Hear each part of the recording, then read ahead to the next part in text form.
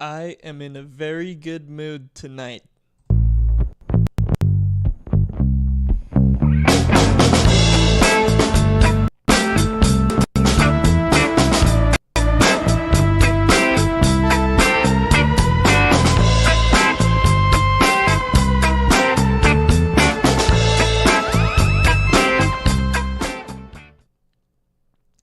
Welcome in, everybody, to another episode of the Soder Report. My name is Kyle Soder.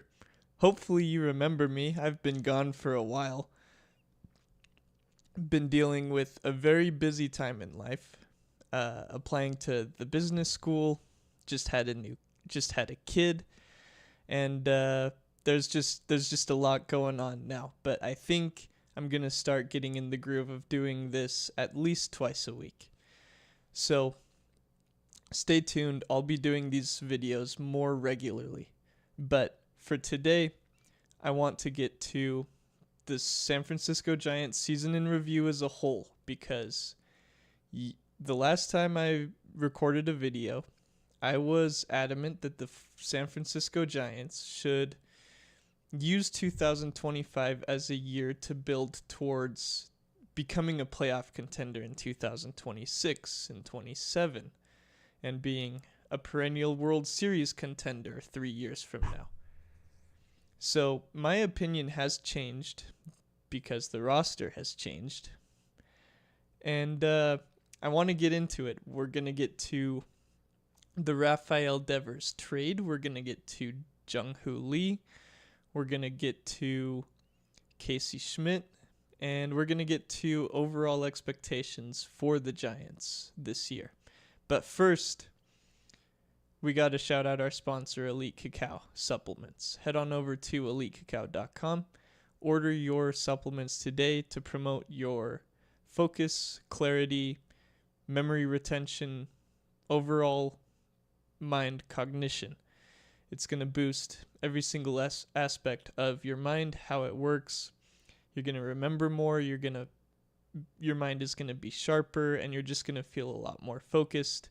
I used it during finals, and it was incredible. It helped me out so much. So, first of all, Giants beat the Dodgers. Dodger blue still smells like poo. Shohei Ohtani is a Temu version of Jung-Hoo Lee. Dookie Betts not coming through. Nothing else to say about those guys. That's okay. Let's talk about it. Let's talk about it. Now, I'm riding high off the emotions from tonight. The Giants just beat them 8-7 in a game that probably shouldn't have been that close, but the Giants beat them. Logan Webb didn't have his best stuff tonight. Dustin May definitely didn't have his best stuff tonight, and the Giants brought the bats out. But let's talk about the Giants and the Dodgers. For the past decade, the Dodgers have been the older brother in the rivalry and in the division. They've won it just about every year, besides one outlier year in 2021 that the Giants had, where they won 107 games for whatever reason. Super random. Still can't really explain it. But that's the only time that the Dodgers have not won the division in the past 10 years. So, going into this season, my expectation was not necessarily for the Giants to win the division, and it's still not. That's still not my expectation. I don't think that's a fair expectation for the San Francisco Giants in 2025. I still think at the end of the year, the Los Angeles Dodgers are going to have a better record than the San Francisco Giants. And it might not be particularly close. It might not be just one game apart, 2 games apart. It might be 10. However, the San Francisco Giants are closing the gap. And that, coming into the year, that was what I wanted to see. If that didn't necessarily equate to more wins, if that didn't need to equate to winning the division, it didn't need to equate to winning a World Series. I just wanted the San Francisco Giants to show progress in their organization, in the not just in the minor leagues, not just in the major leagues, but also in the minor leagues as well. I wanted to see better organizational health as a whole. And that's what's been going on. The San Francisco Giants are now just 4 games back behind the Dodgers. The Dodgers have a lot of players on IL. We know way too well about Blake Snell. They've got Tyler Glasnow on the IL. They've got an entire pitching staff on the IL. And they've got some aging veterans. They've got Freddie Freeman, who is still performing, but who he's aging. They've got Mookie Betts, who is not having... He's hot right now, but he's not having the best year of his career. They've got the gap. The Los Angeles Dodgers are not the Los Angeles Dodgers of 2024. They're not the dominant team that just ran through the National League. The names on the back of the jerseys are the same, but I think that there's starting to be a little bit of decline. And they're, like I said, I still expect them to win the division this year. It might not be particularly close, but the Giants are young, they're athletic, and they're closing the gap. They're 4 games back right now on 7-11. If I would have told you at the beginning of the year the Giants would be 4 games behind the Dodgers on July 11th, you might not have believed me. So it's massive. It's a massive development, and I'm excited to see how the second half plays out.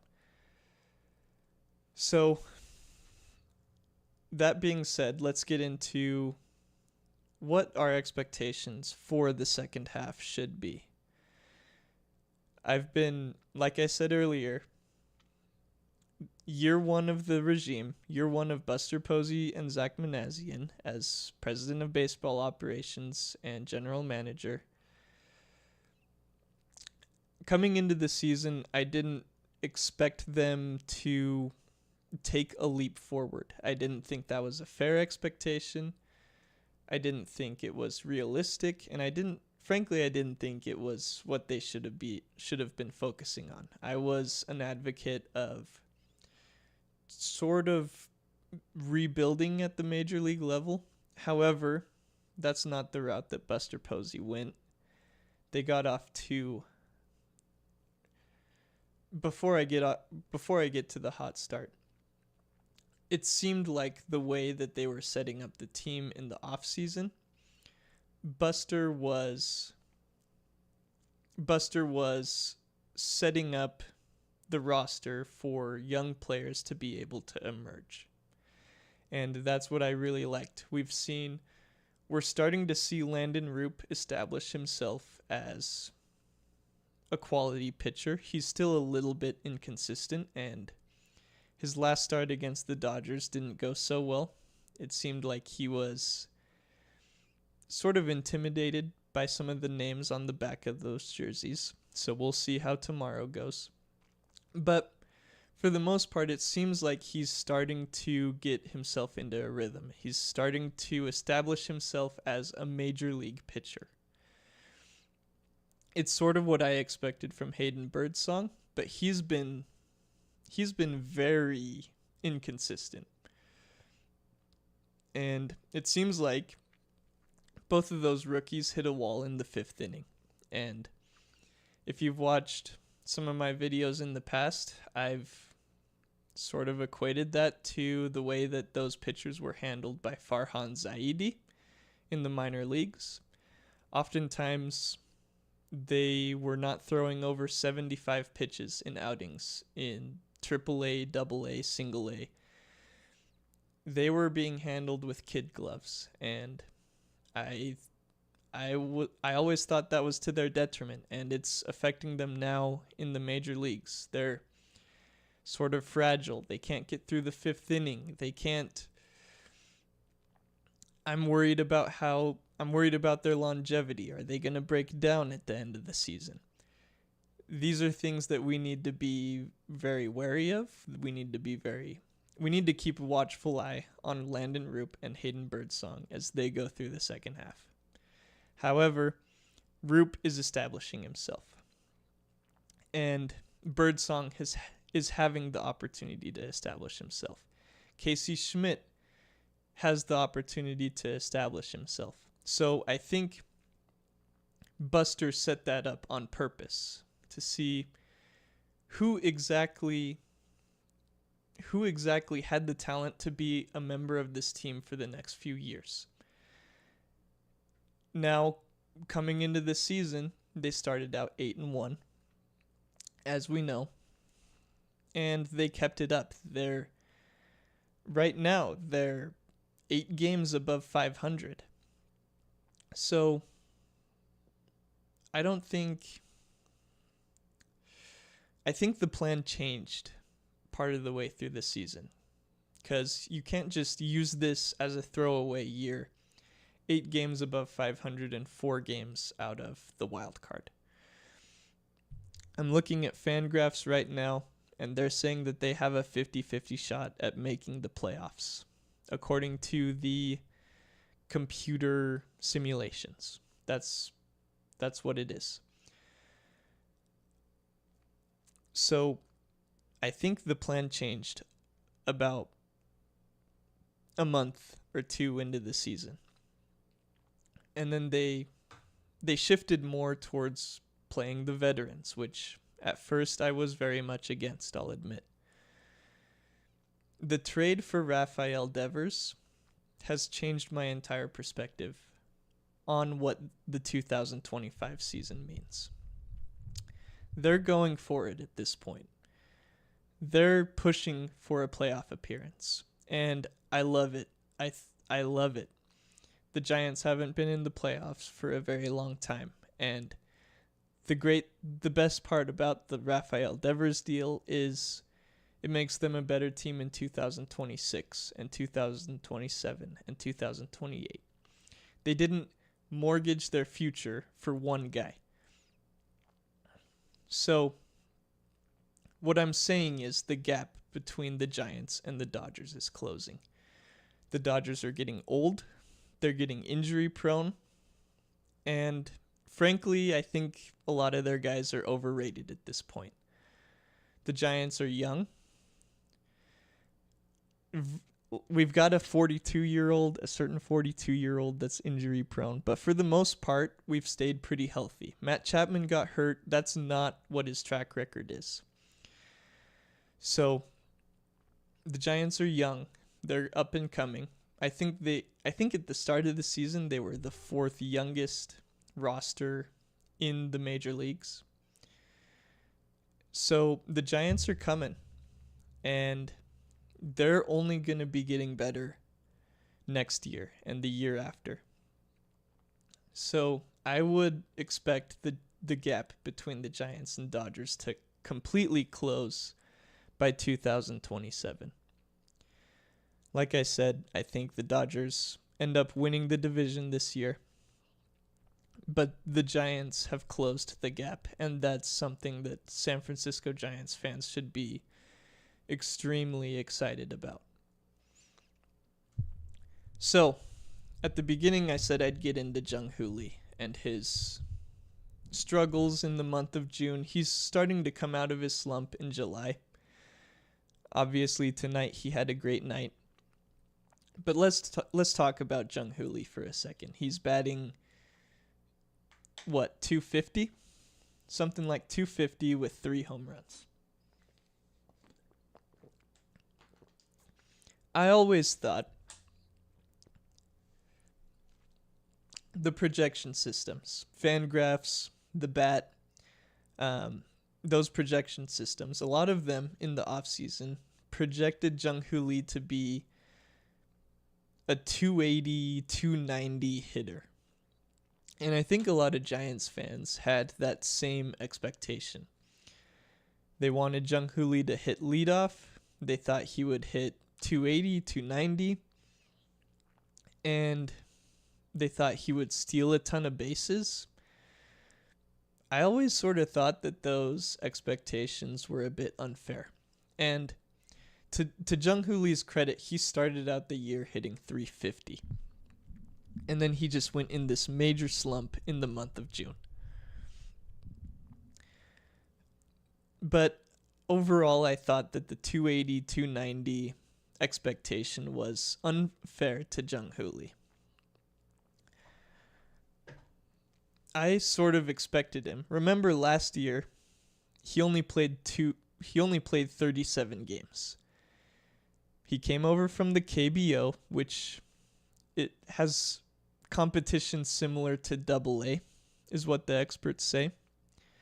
So he was playing pretty much AA ball in a country he's comfortable in, around teammates he's comfortable with, around fans that love him. And he was a superstar over there. He comes to the major leagues where it's not familiar to him, where his teammates don't speak the same language that he does, so he can't really communicate with his coaches or teammates. He communicates with an interpreter all the time. He goes against a bunch of pitchers who he's never seen before, who's throwing stuff that's more effective than anything he's ever seen. And he hit 260 in those 37 games last year. 262 to be exact. He got hurt running into the wall, missed the rest of the season. So this year, I thought, well, he's still pretty much a rookie. You can't really raise your expectations for what Jung-Hoo Lee is because he played 37 games as a rookie last year. That's not a fair expectation to put on him. Yet that seemed to be the case. It seemed like a lot of people thought, okay, he hit 260 last year, he's going to jump up to 280 or 290. And the reality is he still hasn't seen a lot of the pitchers in the major leagues. He didn't get the experience of preparing for games with the team all year. He didn't get the experience of how he should travel, what he should be doing while traveling across the United States rather than the KBO. And I've been wanting to check what the KBO schedule is compared to the Major League schedule.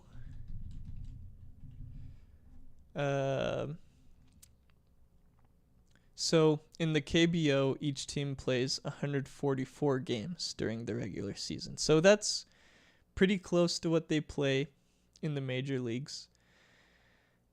I don't really know how far apart those games are, because it seems like Jung-Hoo Lee sort of gets worn down playing every day.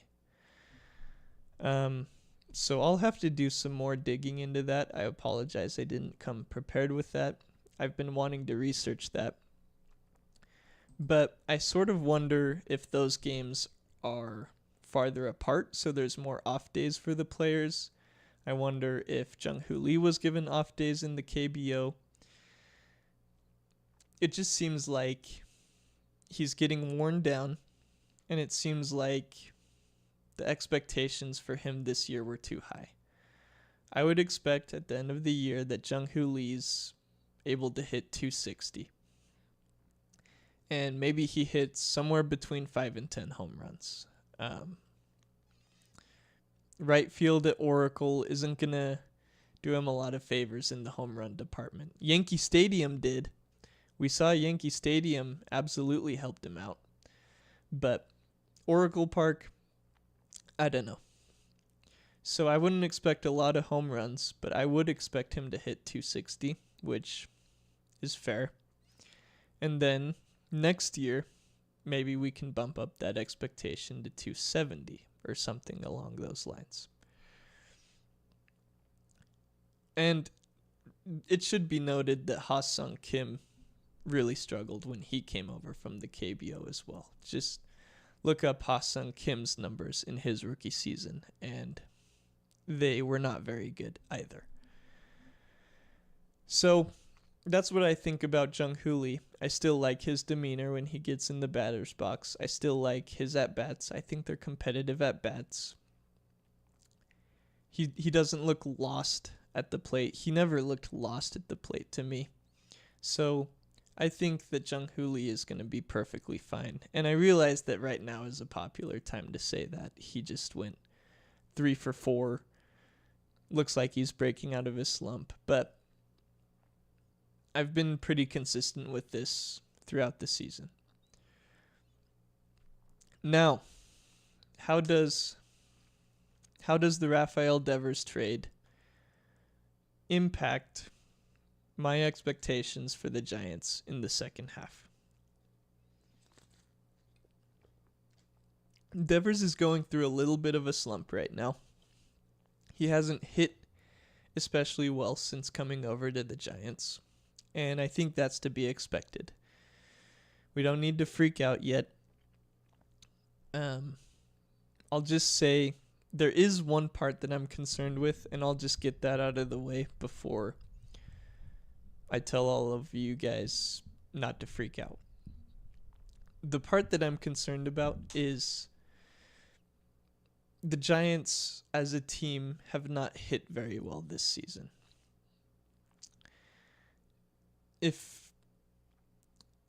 I'm assuming a lot of the people listening to a podcast on a late Friday night rather than being out partying or doing whatever activities have been invested in baseball for a long time, probably played. When you go on a team that is better than what you're used to, normally they will raise your level of play. When you go on a team that's worse than what you're used to, you might goof around, you might relax, and your level of play might take a step back. I wonder if the hitting or lack thereof that the Giants have not had success with so far this season, I wonder if it's contagious, if it's spreading through the locker room. I know they scored 8 runs today. I know.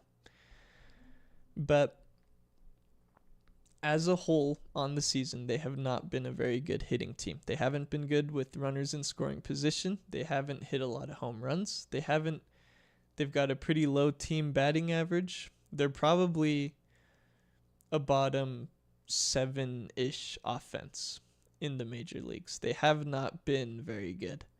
They went through that stretch where they couldn't score 4 runs for 2.5 weeks. And I think they went, I looked through every box score. They went about 3 weeks in a row between the first Dodger series and the last series against the Phillies without having back-to-back at-bats resulting in extra base hits. It's been sort of a putrid offensive performance thus far on the year, and I wonder if players like Willy Adames, Rafael Devers come into the Giants organization, see that every day, and lower their standards for themselves, and if that's sort of contagious. Now, I said not to be worried yet. That should be in the back of our mind, but it should not be a main concern at this point. Willy Adames has gotten hot, first of all, which sort of goes against that line of thinking. But Rafael Devers just moved across the country, sort of got disrespected by a franchise that he won a World Series with that paid him $300 million to play third base for them. And he got completely disrespected by them. That trade sort of came out of nowhere, and he had to move all his stuff across the country, get to a new place, learn new geography, learn new names, learn new personalities, learn a new manager, learn a new hitting coach, learn a new ballpark. And most of these National League pitchers, he hasn't faced a whole lot. So it's going to take a little bit of time. I would expect Rafael Devers to get back to being Rafael Devers here in the next couple weeks. He's also dealing with some injuries. An MRI today revealed some lower back inflammation, which is why he's not playing first base right now. So I would expect that once he's healthy and once he's acclimated to being in San Francisco, he's going to go back to being Rafael Devers. They showed that Rafael Devers would have more home runs if he had played all of his games at Oracle Park rather than Fenway, which is not common to say. So that's my thoughts on Devers, and I think that trade makes the Giants a team that should make the playoffs. I think they should make the wild card. And I think it would be disappointing at this point if they didn't. Like I said, I've got Fangraphs pulled up right here. As you can see, Giants, 50.2% chance of making the playoffs. So they've got it as a coin flip. I think that the expectation should be the Giants make the postseason. They're going to need to make a couple trades at the deadline, probably need to get a number 3 starter to put behind Webb and Ray. But I think that no matter what, the San Francisco Giants should be expected to make the playoffs at this point. And I think the season, frankly, is already a success. Your 2026 team looks really good. And you've closed the gap between yourself and the Dodgers. So Buster Posey in year 1 has done a lot of good things for this organization, and we as San Francisco Giants fans should be very excited. Tomorrow, you've got Landon Roop going up against Shohei Ohtani. Shohei's probably only going to pitch 3 or 4 innings. Like I said earlier, last time Landon Roop seemed a bit intimidated by the Los Angeles hitters. So let's see if he attacks them a little bit more this time. And hopefully the Giants can pull out a win tomorrow. Because in the finale, you're going to be hitting against Yoshinobu Yamamoto. And you're going to have Robbie Ray starting, who should keep you in that game. But hopefully the Giants can take the series tomorrow and give themselves a chance at a sweep on Sunday going into the break. That would be a perfect way to go into the All-Star break. So that's all I'm going to talk about today. Like I said, I'm going to be on a little bit more. So please like this video, subscribe to the channel, and I'll be providing a lot more content coming up. So this has been the Soda Report. Thank you very much, everybody, for tuning in. And you have a wonderful night where you have sweet dreams about Dominic Smith hitting an Oppo Taco and Willy Adames going over the 415 sign and Jung-Hoo Lee hitting an RBI triple to put the Giants ahead and the Dodgers just falling on their face, sort of.